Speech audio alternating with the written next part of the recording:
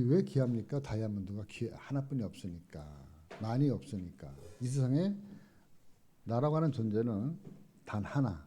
그러니까 참으로 최고의 걸작 중에 걸작이에요. 저와 여러분들은 하나님이 내 안에 하나님의 영을 심어놓고 그리고 하나님의 사람으로 만들었는데 나같이 잘나고 멋있는 사람은 이 세상 어디에도 없다. 그런 마음을 가지고 우리 옆에 있는 분들 다시 한번 바라보면서 당신은 최고의 하나님의 작품입니다. 당신은 축복의 근원입니다. 당신은 축복의 통로입니다. 당신의 삶의 만남의 복이 너무너무 넘쳐납니다. 형통의 복도 넘칩니다. 당신의 삶은 성공했습니다. 이 성공이라는 말은 뭐 부자가 되고 명예가 올라가고 이것도 물론 성공이에요. 성공이지만 우리 인생의 가장 큰 성공은 예수 그리스도를 믿고 저와 여러분들의 미래가 영생이 보장되어진 것이 최고의 성공이에요. 이 땅에서 아무리 부귀영화를 누려도 하나님 모르고 예수님 모르고 죽으면 그 상급이 뭐예요? 지옥불이에요. 지옥불. 그러니까 저와 여러분들은 뭐니 해도 우리가 제사함 받고 영생 얻고 천국에 들어갈 천국 시민권이 보장되어져 있기 때문에 저와 여러분들은 성공한 사람들이다. 아멘입니까? 여러분 오늘 말씀이 들어있는 책의 이름이 뭐예요? 네, 출애굽기. 출애굽기. 영어 성경으로는 엑소도스라고 그래요. 엑소도스. 엑소도스는 무슨 뜻이냐? 탈출이라고 하는 의미예요. 탈출. 그러니까 출애굽기는 뭐냐면 애굽에서 탈출한 기록이다. 애굽은 영어로 얘기하면 영어가 아니라 이집트예요. 이집트. 이집트 성경을 한문으로 하다 보니까 애굽이 된 거예요. 애굽. 영어 성경에는 이집트로 돼 있어요. 이집트. 그러니까 이집트라고 하는 나라 지금도 존재하잖아요. 피라미드가 있고 그리고 많은 그런 그 고대 문명이 발달한 그래서 많은 사람들이 여행을 갔다 이집트 가서 피라미드랑 스핑크스 같은 거 구경하고 야 사막 가운데 이러한 그 어마어마한 그러한 그 무덤 왕의 무덤을 어떻게 만들었을까? 세계 7대 불가사의 중에 하나가 그 이집트의 왕의 무덤들인데 그 과거에 화려했던 그 애굽 나라에 종으로 있었던 이스라엘 백성들이 그 애굽으로부터 탈출했다는 거예요. 탈출한 그 이야기를 기록한 것이 바로 출애굽기다. 그러니까 왜 탈출했느냐? 애굽에서 종을 힘들게 살았기 때문에 종살이를 하는데 바로 그 종살이에서 벗어나기 위해서 애를 아무리 써도 안 되는 거예요. 그러니까 하나님의 은혜로 모세라고 하는 지도자를 보내서 하나님이 강권적으로 이스라엘 백성들을 애굽에서 탈출시키는 거예요.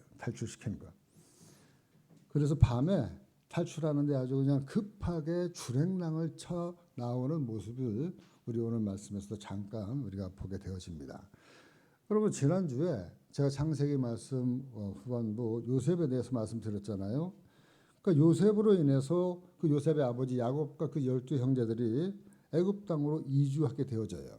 그러한 그 이야기들이 창세기 17장부터 50장까지 쭉 기록이 되어져서 여러분들은 어지간하면 성경을 한 번에 읽어본 사람들은 왜 이스라엘 백성들이 애굽에 정착되어져 있는지 여러분들은 이제 어느 정도 알잖아요.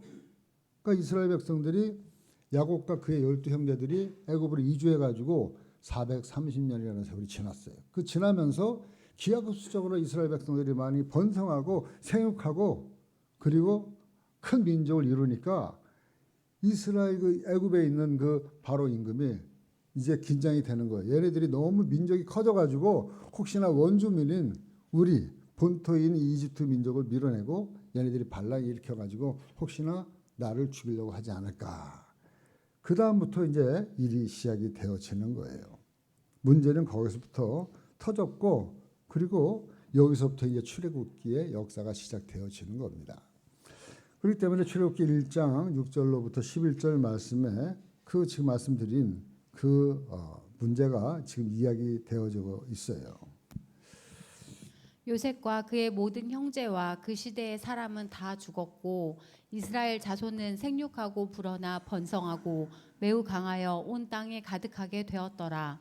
요셉을 알지 못하는 새 왕이 일어나 애굽을 다스리더니 그가 그 백성에게 이르되 이 백성 이스라엘 자손이 우리보다 많고 강하도다. 자, 우리가 그들에 대하여 지혜롭게 하자. 두렵건대 그들이 더 많게 되면 전쟁이 일어날 때에 우리 대적과 합하여 우리와 싸우고 이 땅에서 나갈까 하노라 하고 감독들을 그들 위에 세우고 그들에게 무거운 짐을 지워 괴롭게 하여 그들에게 바로를 위하여 국고성 비동과 라암셋을 건축하게 하니라. 아멘. 그 제가 말씀드렸던 그대로의 이야기가 이제 기록이 되어진 거잖아요.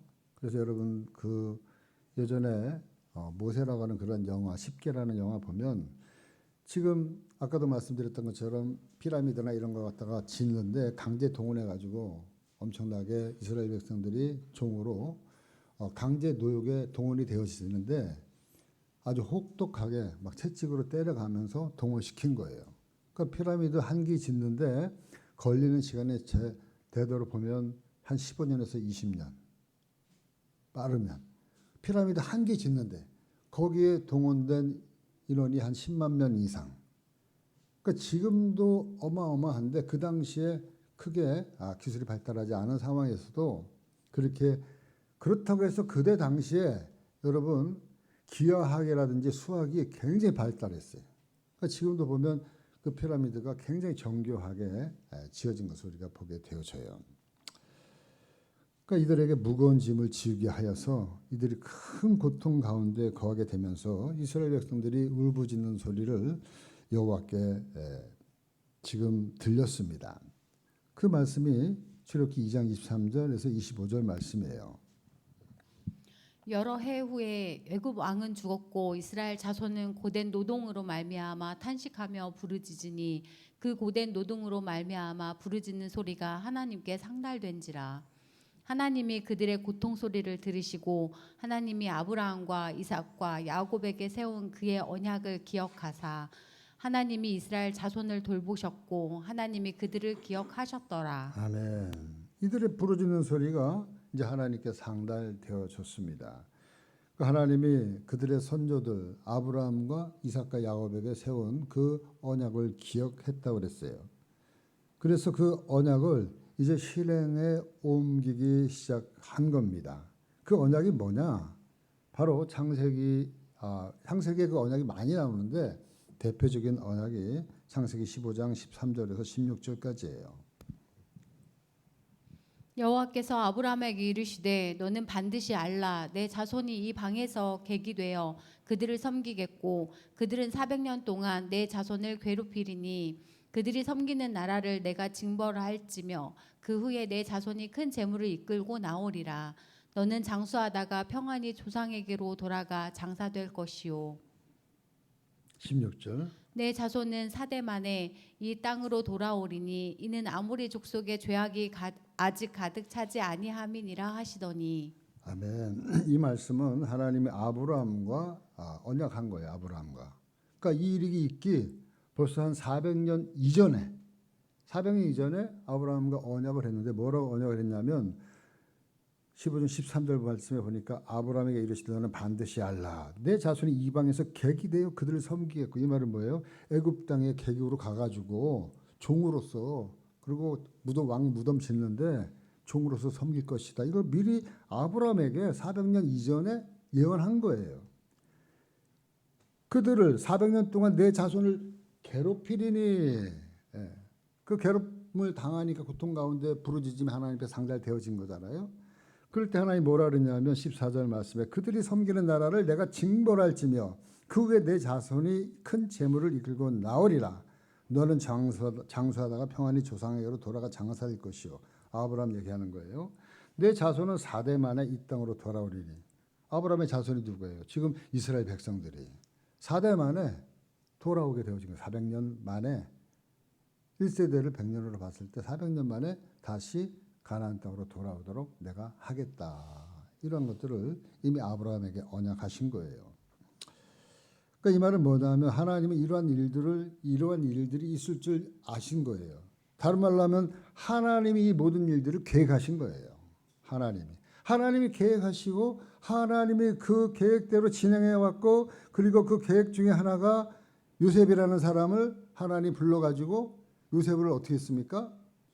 형들의 미움을 사게 해가지고 애굽으로 팔려가게 한 거예요.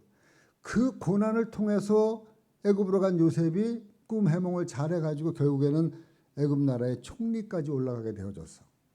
그리고 기근이 심하게 되어졌을 때 이스라엘 그 야곱의 형제들이 먹을 걸 구하러 왔는데 보니까 누구예요? 자기가 팔았던 동생이 애굽 나라의 총리가 되어져 있었던, 이러한 그 이야기들이 다 하나님의 계획 가운데 지금 진행되어져 왔다고 하는 사실입니다.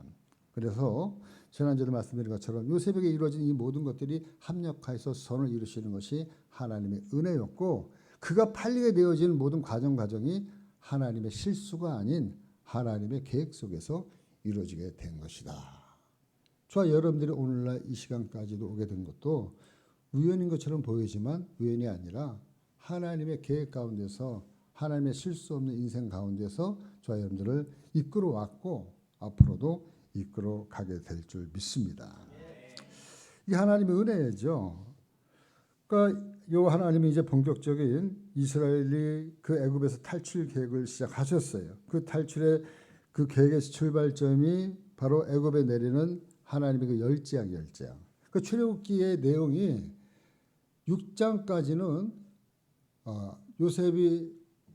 요셉을 모르는 왕이 일어나서 이스라엘 백성들을 괴롭게 하고, 그리고 그것을 이제 탈출하는 모세를 등장시키면서 모세를 부르는 장면이 6장까지 나오고요. 모세가 이제 바로 왕한테 가가지고 우리 이스라엘 백성들 내가 데리고 나갈 테니까 놔줘라. 바로랑 그 싸우는 얘기, 10가지의 재앙 얘기가 이제 출애굽기 7장부터 시작되어져서 이야기가 이제 되는데, 여러분들이 잘 아는 것처럼 10가지의 재앙이 이제 계속 일어나는 거예요. 처음에는 애굽의 온 땅에 피로 물들게 만들어요. 피. 물 틀면 피가 나오고 밥하려면 피가 나오고, 그러한 그 재앙을 내렸는데 그래도 바로가 꿈쩍하잖아요. 그 다음에 두 번째는 개구리를 보냈어요.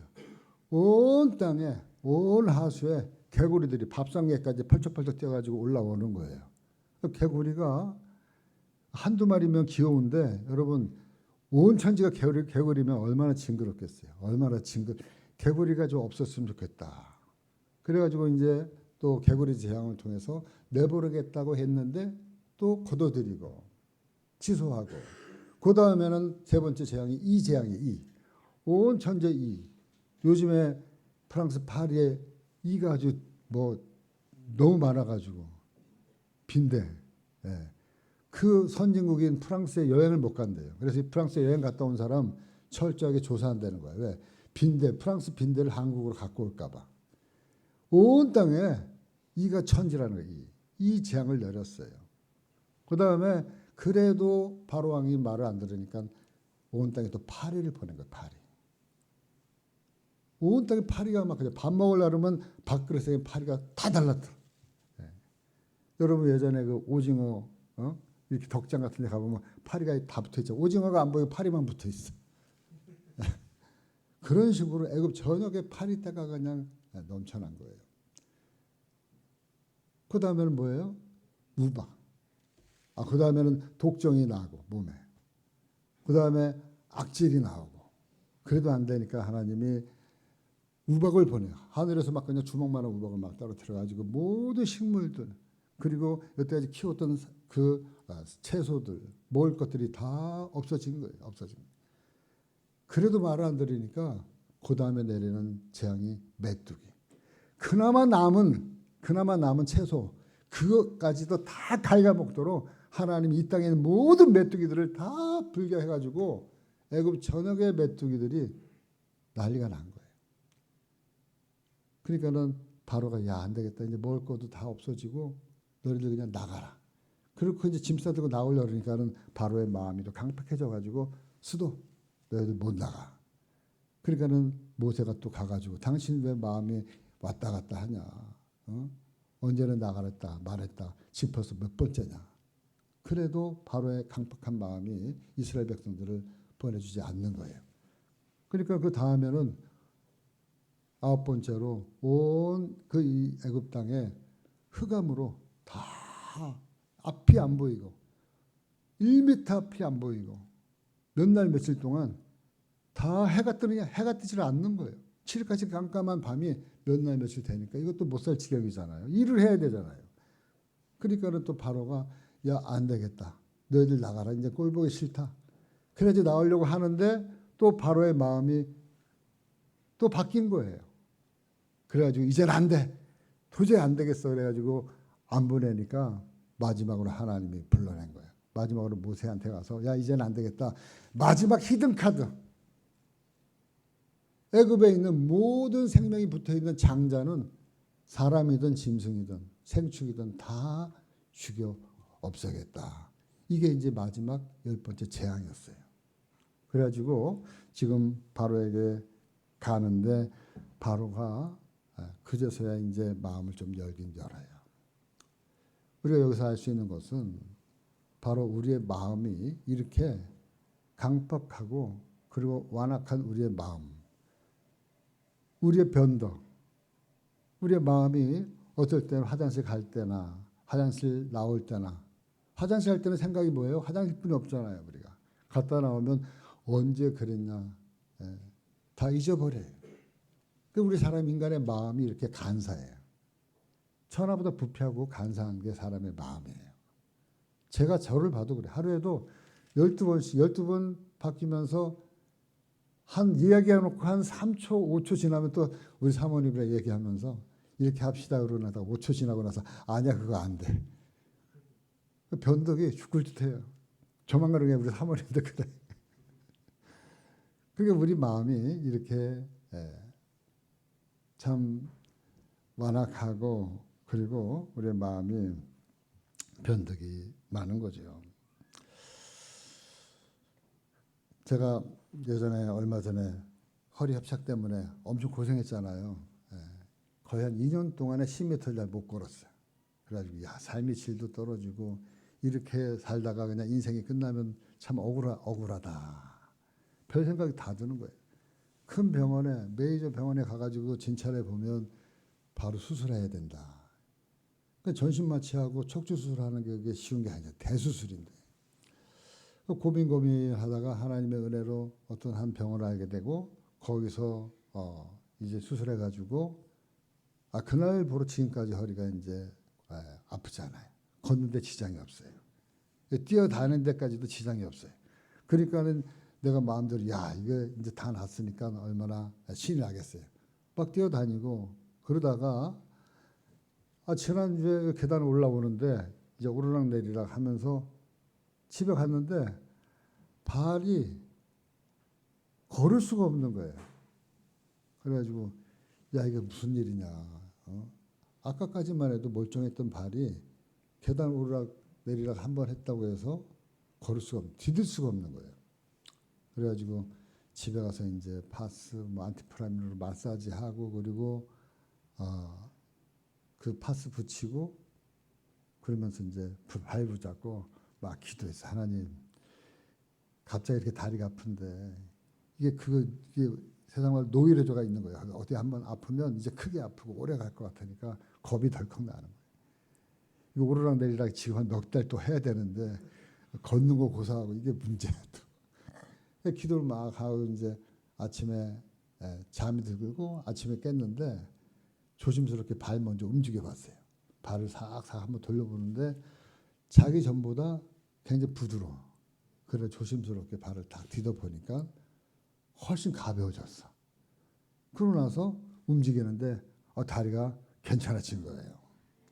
그래서 내가 야 이게 사람이 땅을 밟고 살아가는 게 그냥 내가 잘나서 내가 건강해서 발을 땅에 딛고 사는구나. 이게 아니라는 것을 협착 때는 그렇게 제가 많이 느꼈는데 그거 고치고 나니까 다 까먹었다가 바람부터 딱 아프니까는 야 이게 하나님의 땅을 발로 디딜 수 있도록 내 몸무게를 지탱할 수 있도록 건강을 지켜주시니까 내가 이렇게 움직일 수 있고 걸어 다닐 수 있는 거지 하면서 다시 한번 하나님의 은혜를 생각하면서 야 걸을 때마다 한 발 디딜 때마다 감사하자. 예. 우리 여기 권사님들도 우리 조순이 우리 성도님도 오늘 올라오실 때에도 건드리지 말라고 혼자 올라오실 거라고. 근데 그래도 그렇게 한 발자국 한 발자국 뛰어서 여기까지 올라오셨잖아요. 얼마나 감사한지 몰라. 하나님이 발을 딛게 해주니까 한 발자국 두 발자국 뛰는 거죠. 그냥 날 때부터 당연히 뛴다, 당연히 걷는다 이게 아니에요. 보니까 하나님이 은혜로 저와 여러분들을 숨쉬게 하고 걸을 수 있게 해주셔서 저와 여러분들이 걷고 움직이고 먹고 마시고 배설하는 줄 믿습니다. 다시 한번 우리가 하나님 앞에 감사해야 될 줄 믿어요. 그러니까 하나님의 은혜 아니면 우리는 하루도 살 수가 없어요. 정말 살아갈 수 없는 존재예요. 바로 날마다 우리가 은혜 자리로 나아가시는 우리 성도님들 되어주기를 주님의 이름으로 간절히 축원을 드립니다. 이제 바로의 강팍한 마음을 깨트릴 수 있는 그 히든카드 마지막 한 가지 재앙, 바로 장자들의 죽음을 예고한 그 메시지가 어디 있느냐? 오늘 말씀 바로 앞절에 있는 거예요. 출애굽기 11장 1절부터 6절 말씀까지 이미 예고를 지금 예고편을 보내고 있는 거예요.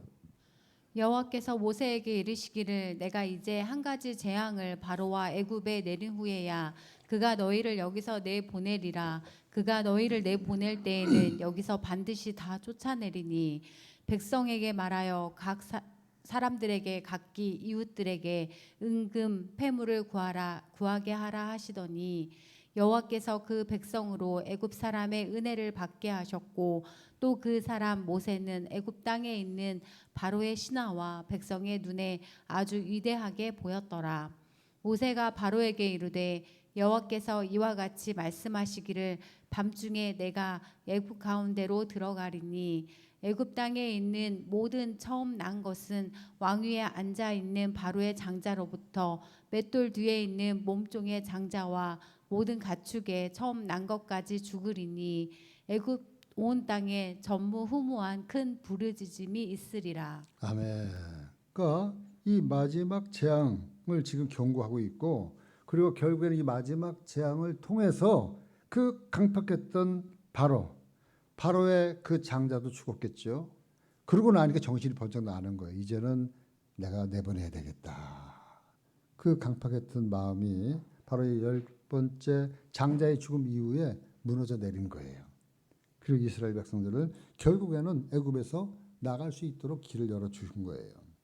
바로 이 10번째 재앙을 이제 보내기 전에 예고편을 보내고 나서 모세에게 여호와 하나님께서 일러주는 거예요. 너희에게는 장자가 죽음을 면할 수 있는 방법을 노하우를 내가 너희에게 알려줄 테니까 너희는 그대로 따라해라.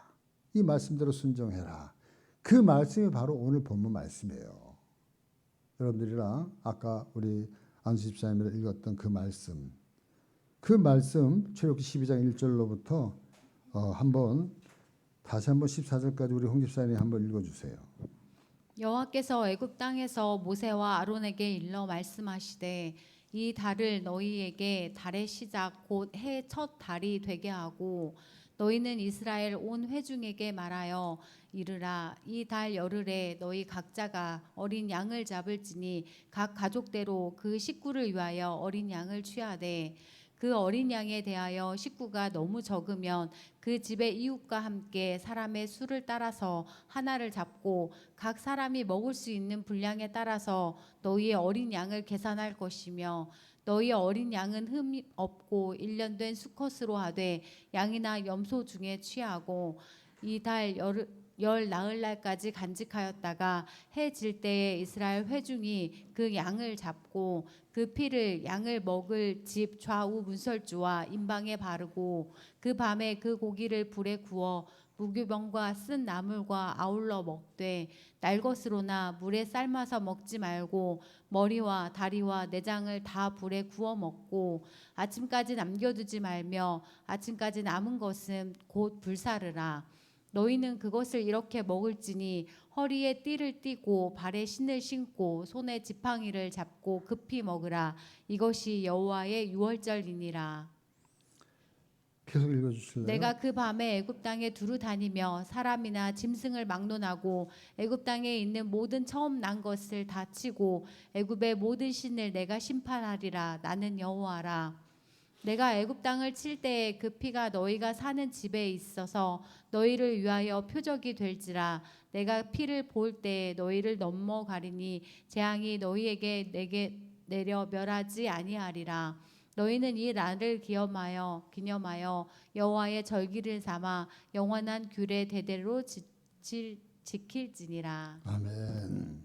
그러니까 이스라엘 백성들에게 그 10가지 10번째 재앙, 장자의 죽음으로부터 피할 수 있는 비법을 하나님이 이스라엘 백성들에게 가르쳐 준 거예요. 그 비법이 뭐냐 하면 6절 7절 나오는 말씀대로 열 나흘까지 간직하다가 해질녘에 이스라엘 회중이 그 양을 잡고 그 피를, 양을 잡았으니까 피가 나올 거 아니에요. 그 피를 갖다가 받아가지고 양을 먹을 집 좌우 문설주, 이 좌우 문설주예요. 좌우 문설주랑 그 다음에 인방에 바르고, 인방은 여기 위에 있는 게 인방이에요. 그러니까 집 들어오는 입구 얘기하는 거잖아요. 집 들어오는 입구에 기둥이 있고 문을 달아놓고 인방인데 거기에 피를 갖다가 바르라는 거예요. 피를, 양의 피를. 그러면 어떻게 된다 그랬어요? 12절 말씀 3절 보니까 내가 그 밤에 애굽 땅에 두루 다니며 사람이나 짐승을 막론하고 애굽 땅에 있는 모든 처음 난 것을 다 치고 애굽의 모든 신을 내가 심판하리라. 나는 여호와라. 13절 내가 애굽 땅을 칠 때 그 피가 너희가 사는 집에 있어서 너희를 위하여 표적이 될지라. 내가 피를 볼 때 너희를 넘어가리니, 내가 피를 볼 때 너희를 넘어가리니 재앙이 너희에게 내려 멸하지 아니하리라. 이게 뭐예요? 그 재앙을 피할 수 있는 비법이 그 피를 바름으로, 그 피가 비법이라는 거예요. 그 피를 문설주와 인방에 바르는 것. 바로 이것을 너희들이 14절 말씀에 너희는 이 날을 기념하여 출애굽한 그 날, 출애굽을 할 수 있도록 하게 한 그날을 기념해서 여호와의 절기를 삼아 영원한 규례로 대대로 지킬지니라. 지금도 유대인들은 이 유월절을 목숨처럼 지켜요. 유월절을.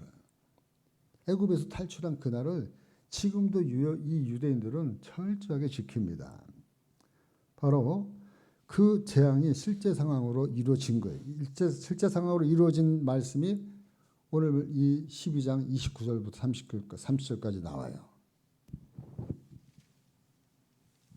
밤중에 여호와께서 애굽 땅에서 모든 처음 난 것 곧 왕 위에 앉은 바로의 장자로부터 옥에 갇힌 사람의 장자까지와 가축의 처음 난 것을 다 치심에 그 밤에 바로와 그 모든 신하와 모든 애굽 사람이 일어나고 애굽에 큰 부르짖음이 있었으니 이는 그 나라에 죽임을 당하지 아니한 집이 하나도 없었음이었더라. 아멘.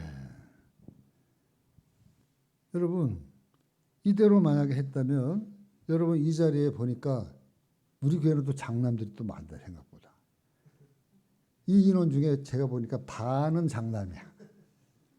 여기 장남인 사람은 이제 어젯밤에 돌아가신 거예요. 이대로 한다면 여기 말씀 있잖아요. 그 밤에 바로와 그 모든 신하와 모든 애굽 사람이 일어나고 애굽에 여기 그 29절 말씀 보니까 밤중에 여호와께서 애굽 땅에서 모든 처음 난 것 곧 왕위에 앉은 바로의 장자로부터 옥에 갇힌 사람이 옥에 있는 사람은 옥에 있는 사람은 어떻게 집에 갈 수도 없으니까 당연히 옥에 있는 사람이 장자면은 옥에서 죽는 거야. 옥사하는 거예요, 그냥. 뿐만 아니라 가축의 처음 난 것까지도 살아있는 것, 생축은 다 목숨 붙어 있는 거 다 죽은 거예요. 그러니까 애굽 전역에 이렇게 큰 불, 집집마다 곡소리 나는 거 깨보니까 장남이 다 죽어 있는 거예요. 그러니까 얼마나 난리가 난 거죠. 그대로 표현하면 모든 애굽 사람이 일어나고 애굽에 큰 부르짖음이 있어. 이는 그날에 죽임을 당하지 아니한 집이 하나도 없었더라. 애굽 사람들이 양의 피 발랐겠어요? 이스라엘 사람들은 발랐겠지요.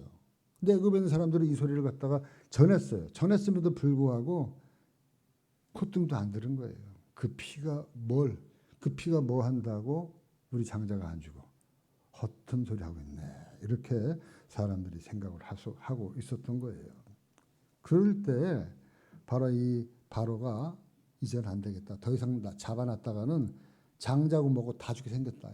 이 애굽 사람들, 이스라엘 백성들 꼴 보기 싫으니까 빨리 나가라. 그렇게 풀어줬어요. 이스라엘 백성들이 그날 밤에 정신없이 애굽에서 나왔습니다. 그 말씀이 11절 말씀이에요. 너희는 그것을 이렇게 먹을지니 허리에 띠를 띠고 발에 신을 신고 손에 지팡이를 잡고 급히 먹으라. 이것이 여호와의 유월절이니라. 허겁지겁 그냥 대충 먹을 거 챙기고 먹으면서 빨리 그 애굽에서 나왔다는 거예요. 주랭랑을 친 거예요. 지긋지긋한 그 애굽에서 이스라엘 백성들이 나왔다는 거예요. 그리고 그 유월절이 이스라엘 백성들에게 오늘날까지 최고의 명절이 되어졌다. 그런데 목사님, 이 유월절 유대인들이 지금 최고의 명절이면 명절이지 그게 나랑 무슨 상관이에요? 예? 남의 나라 명절이 나랑 무슨 상관입니까? 예? 시기도 여기가 지금 이스라엘이 뭐 가깝습니까? 또 지금 이때가 지금부터 2000년 아니라 그날 3000년, 4000년 가까이 되어지는 그때 일어난 이 일이 지금 오늘날 내가 이 땅에 대한민국에 살고 있는 나와 무슨 상관이 있냐는 거예요. 왜 이 시간에 저는 이 얘기를 해야 되고 여러분들이 이 소리를 갖다가 들어야 됩니까? 그런데 이것이야말로 여러분 우리 사람들이 들어야 될 최고의 복된 소식 중에 하나가 이 말씀이라는 거예요. 최고의 복음 중에 복음이 바로 이 말씀이라는 거예요. 우리와 상관이 너무 많고 이 말씀 때문에 우리가 예수를 믿는 이유가 되어지기 때문에 우리가 이 말씀이 우리와 상관이 있다는 거예요. 여러분, 이 유월절 사건은 뭐냐면 철저하게 예수님을 예표하는 거예요. 예수님을. 철저하게 예수님을 미리 보여주는 그림자 역할을 갖다가 충분히 하고도 남는 거예요. 그러니까 구약 성경에는 예수님이란 말이 한마디도 안 나와요. 그러나 그 내용을 보면 다 예수님 이야기 천지인데 그중에도 예수님의 실체를 가장 정확하게 보여주는 그 메시지가 바로 이 유월절 이야기라는 거예요. 유월절 사건이라는 거예요. 그 유월절 사건, 그 그림자의 실체를 여러분들에게 한 가지씩 이제 밝혀드리겠어요. 첫 번째가 뭐냐? 이 유월절의 이 제물이 뭐예요? 어린 양이잖아요. 어린 양. 그러니까 이 말씀에 오늘 있는 것처럼 3절부터 6절까지 보면 어린 양에 대한 이야기를 나와요. 너희는 이스라엘 온 회중에게 말하여 이르라. 이달 열흘에 너희 각자가 어린 양을 취하리니 그 가족대로 식구를 위하여 어린 양을 취하되 각 사람이 먹을 수 있는 분량에 따라서 너희 어린 양을 계산할 것이며 한 사람도 일에 일명 예외 없이 다 어리면 어린 대로 큰 데면 큰 대로 그 집에 한 사람이 있어 한 사람대로 다 그 값을 매기는 거예요. 어린 양의 값을. 그랬다가 5절 말씀에 보니까 너희 어린 양은 조건이 있어요. 흠 없고 1년 된 수컷으로 하되 양이나 염소 중에 취하고 열 나흘까지 간직하였다. 14일 동안 간직하였다가 해질 때 그 이스라엘 회중이 그 양을 잡아야 된다. 그래서 그 잡은 양의 피를 가지고 이 문설주와 임방에 발라야 된다. 이 말을 하고 있는 건데 여러분 신약 성경에서 어린 양을 찾아보면 이러한 표현들이 나와요. 신약 성경에서 요한복음 1장 29절 말씀. 이튿날 요한이 예수께서 자기에게 나아오심을 보고 이르되 보라 세상 죄를 지고 가는 하나님의 어린 양이로다. 36절 말씀. 여호와께서 거니심을 보고 말하되 보라 하나님의 어린 양이로다. 여호와께서가 아니라 예수께서죠. 예수께서. 예수께서 거니심을 보고 말하되 하나님의 어린 양을 보라. 사도행전 8장 32절 말씀. 읽는 성경 구절은 이것이니 일러스되 그가 도살자에게로 가는 양과 같이 끌려갔고 털 깎는 자 앞에 있는 어린 양이 조용함과 같이 그의 입을 열지 아니하였도다. 성경을 읽어보니까 이런 이야기가 있었다라는 거예요. 베드로전서 1장 19절 말씀. 오직 흠 없고 점 없는 어린 양 같은 그리스도의 보배로운 피로 된 것이니라. 요한계시록 5장 13절 말씀. 내가 또 들으니 하늘 위에와 땅 위에와 땅 아래와 바다 위에와 또 그 가운데 모든 피조물에게 이르되 보좌에 앉으신 이와 어린 양에게 찬송과 존귀와 영광과 권능을 세세토록 돌릴지어다 하니 요한계시록 7장 10절. 큰 소리로 외쳐 이르되 구원하심이 보좌에 앉으신 우리 하나님과 어린 양에게 있도다 하니. 그 전 성경에 보면 이 신약 성경에도 보면 어린 양 이야기가 또 나오는데 어린 양 보니까 어린 양이 누구예요? 예수님이에요. 그러니까 세례 요한도 지금 자기에게 예수님이 세례 받으러 오는데 보니까 구약 성경에서 그렇게 얘기했던 유월절 어린 양의 그 이야기를 많이 들었잖아요. 세례 요한이 예수님을 딱 보고 있으니까 영판 없이 구약 성경에서 얘기하고 있는 세상 죄를 짊어지고 가는 어린 양이 자기한테 오는 거예요. 그러니까 그 말씀을 기록하고 있는 거예요. 그분이 누구냐 하면 하늘 보좌에 앉으신 하나님과 함께 그 보좌에 앉아서 많은 사람들에게 찬송과 경배와 존귀와 영광을 지금 받고 있는 그분이 누구예요? 어린 양. 보좌와 함께 앉아있는 그분이 바로 예수님이에요. 하나님 보좌에 앉으실 만한 분이. 우리의 구원자가 되시는 예수 그리스도. 그러니까 유월절 어린 양은 누구냐면 바로 우리의 죄를 대신해서 피 흘리신 그 어린 양. 그 얘기를 구약 성경에는 예수님이라는 표현을 안 했지만 유월절 사건을 통해서 앞으로 어린 양이신 예수 그리스도가 와서 우리의 죄를 담당해 주실 것이다. 죄사함을 주실 것이다. 그래서 장자의 죽음이 면해서 지나갈 것이다. 여러분 이제 아시겠어요? 어린 양이 누구라고요? 예, 이것만 알아도 여러분 수지 맞으신 거예요. 예. 어린 양이 누구라고요? 예수님 어린 양이. 그럼 유월절 제물의 어린 양이 어떻게 된다는 거예요? 어떻게 된 거냐면 5절부터 말씀을 보니까 13절 말씀 한번 읽어주실래요? 13절. 내가 애굽 땅을 칠 때 그 피가 너희가 사는 집에 있어서 너희를 위하여 표적이 될지라. 내가 피를 볼 때에 너희를 넘어가리니 재앙이 너희에게 내려 멸하지 아니하리라. 아멘. 피를 볼 때 재앙이 너에게 내려 멸하지 아니하리라. 피를 볼 때 넘어가리니 넘어간다. 넘어간다라는 말이 뭐냐면 유월이에요. 유월. 한문으로.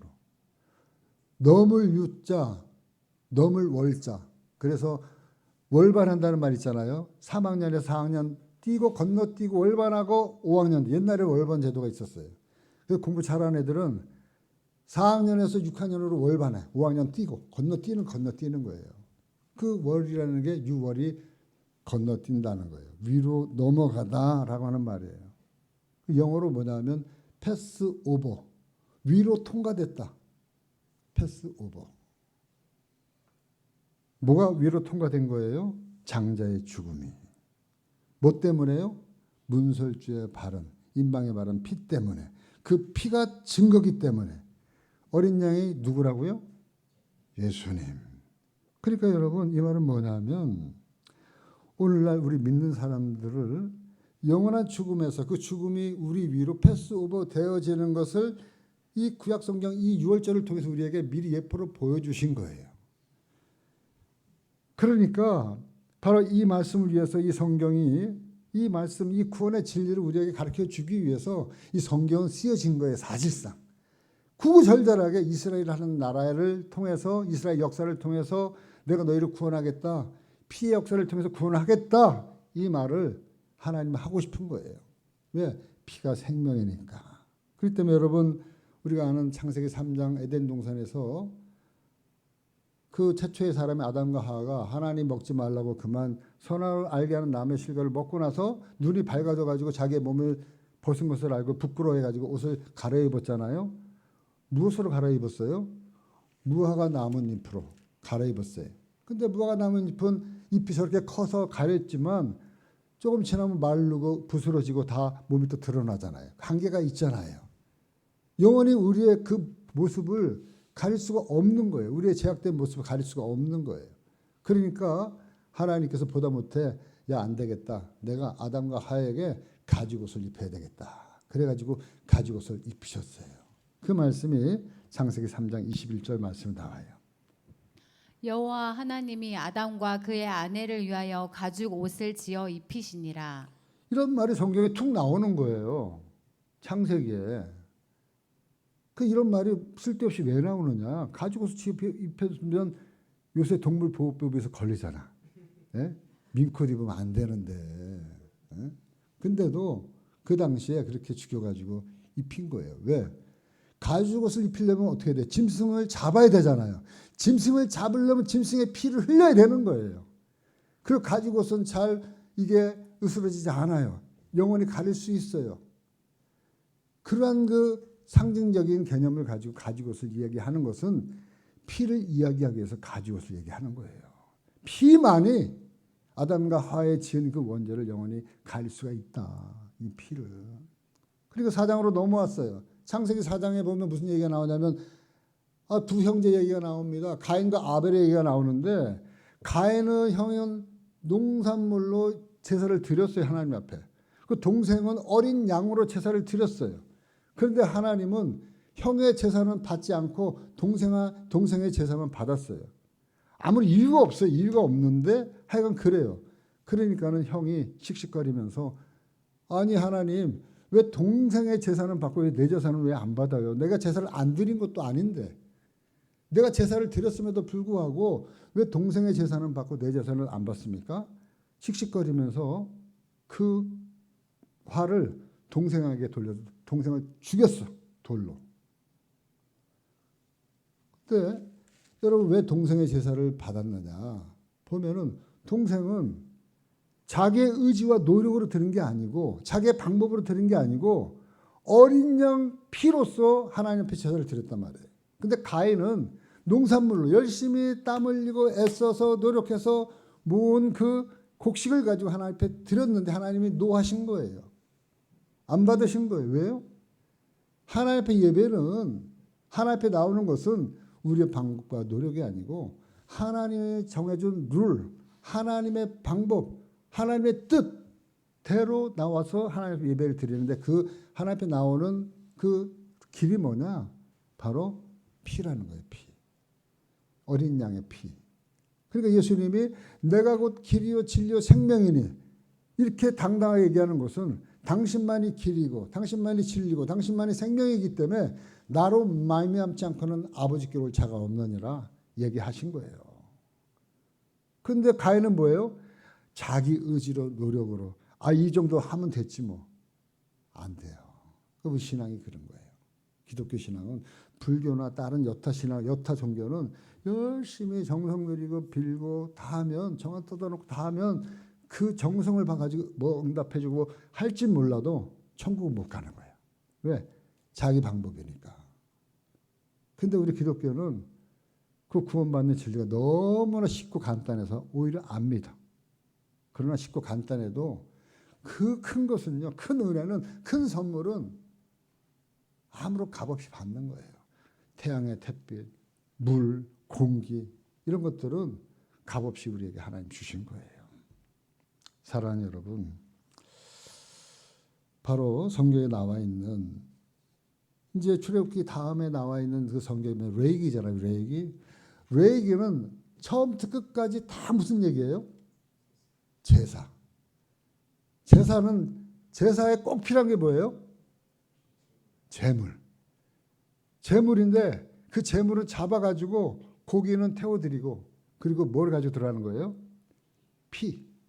피를 가지고 대제사장이 하나님의 법궤가 들어있는 지성소로 들어가서 거기다가 지성소 밑에 법궤 밑에다가 그 뿌린 다음에 1년에 한 번씩 대속죄일 날 온 백성들이 이스라엘 백성들의 죄를 속죄함 받는 거예요. 그 뭘 예표하는 거냐? 바로 예수님을 예표하는 거예요. 이러한 그 모든 이야기들이 다 누구랑 연결돼요? 예수님. 그래서 히브리서 기자가 이렇게 얘기하고 있는 거예요. 히브리서 9장 22절 말씀에. 율법을 따라 거의 모든 물건이 피로써 정결하게 되나니 피 흘림이 없은즉 사함이 없느니라. 율법을 따라 거의 모든 물건이 피로써 정결하게 된다. 율법도 그렇게 정한 거예요. 율법도. 예. 그렇기 때문에 피 흘림이 없으면 제사함이 없다. 피 흘림이 없으면. 피 흘림이 반드시 있어야지만이 내가 내 죄가 사함받기 위해서는 대가를 지불 받아야 되는데 그 대가가 뭐예요? 피라는 거예요. 누군가의 피가 흘려져야지만이 내가 사함받을 수 있다. 예수님의 피 흘림 때문에 우리의 주홍같이 붉은 죄가, 더럽게 한량없던 죄가 사함받게 되었습니다. 그분의 흘리신 보혈을 우리의 마음의 중심에, 우리의 마음의 문이 있잖아요.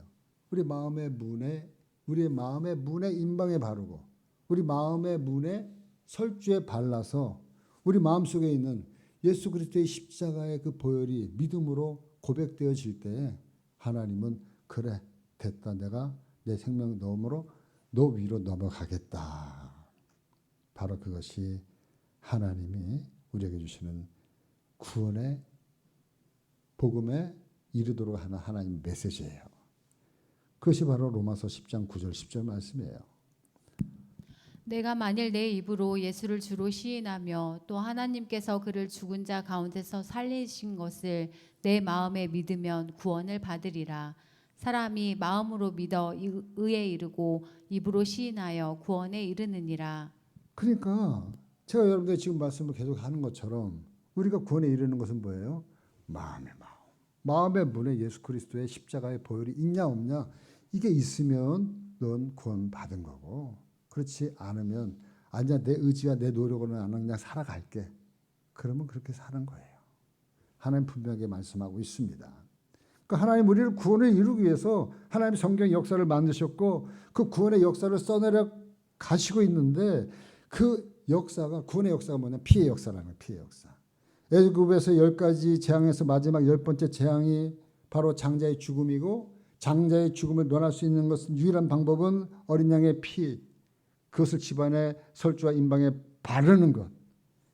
그러니까 이것을 경험하고 이것을 경하게 여기고 볼로 생각하고 우습게 알고 하나님의 구원을 얕잡아 본 사람들의 집에는 애굽의 개국 이래로 전무후무하게 그날의 죽임을 당하지 않은 집이 하나도 없었더라. 30절 말씀을 보니까 그 밤에 바로와 그 모든 신하와 모든 애굽 사람이 일어나고 애굽에 큰 부르짖음이 있었으니 이는 그날의 죽임을 당하지 아니한 집이 하나도 없었음이더라.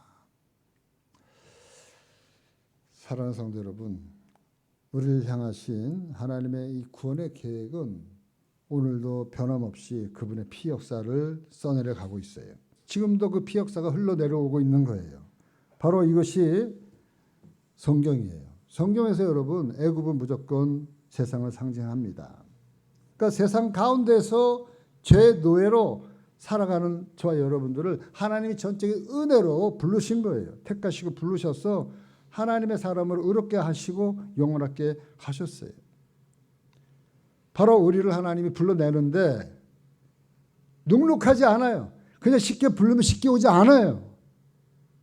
그러니까 하나님 10가지의 재앙을 준비하셨고 그 10가지 재앙을 통해서 그 완악하고 강박한 그 마음을 깨트리시려고 하나님이 이렇게 이스라엘의 애굽 왕 바로를 하나님이 시험케 하고 그 마음을 완악케 하고 또 시험케 하고 완악케 하고 반복하다가 결국에는 그 완악한 마음을 깨트려 버리고 이스라엘 백성들을 내보내는 것처럼 저와 여러분들도 세상 가운데에서 하나님이 바로 저와 여러분들 모든 첫 곳의 생명을 양의 피값으로 사신 거예요.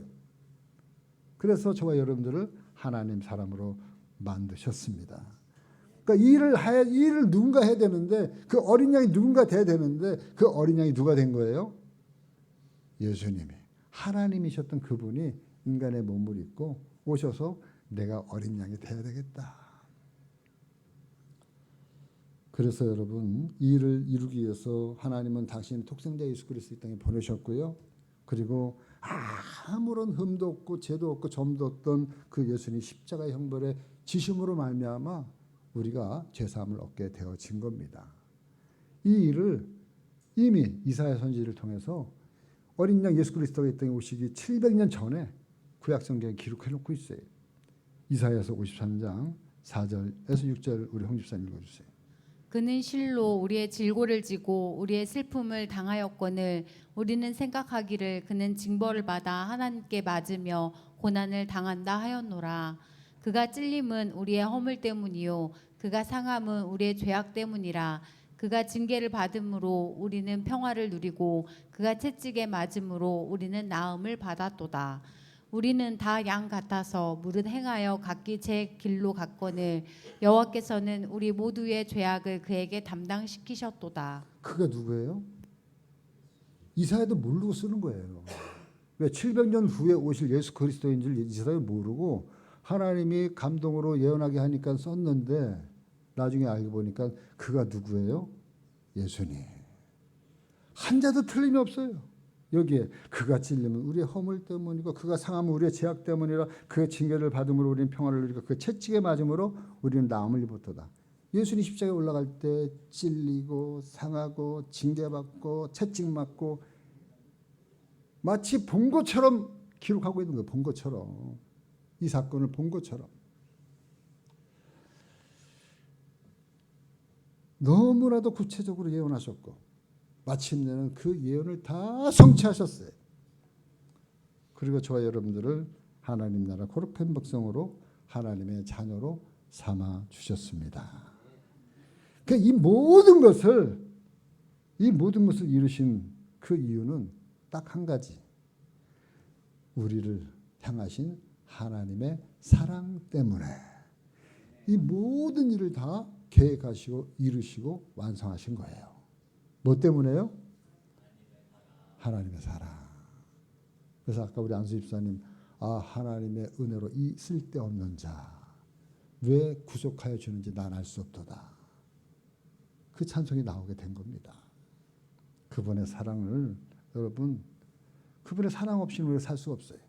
부모님의 사랑 없이는 우리가 자라날 수 없듯이 하나님의 사랑 가운데 하나님의 사랑 먹고 하나님의 사랑 마시고 하나님의 사랑으로 옷 입고 올 한 해도 살아가시는 우리 모든 성도들 되어지기를 주님의 이름으로 간절히 축원합니다.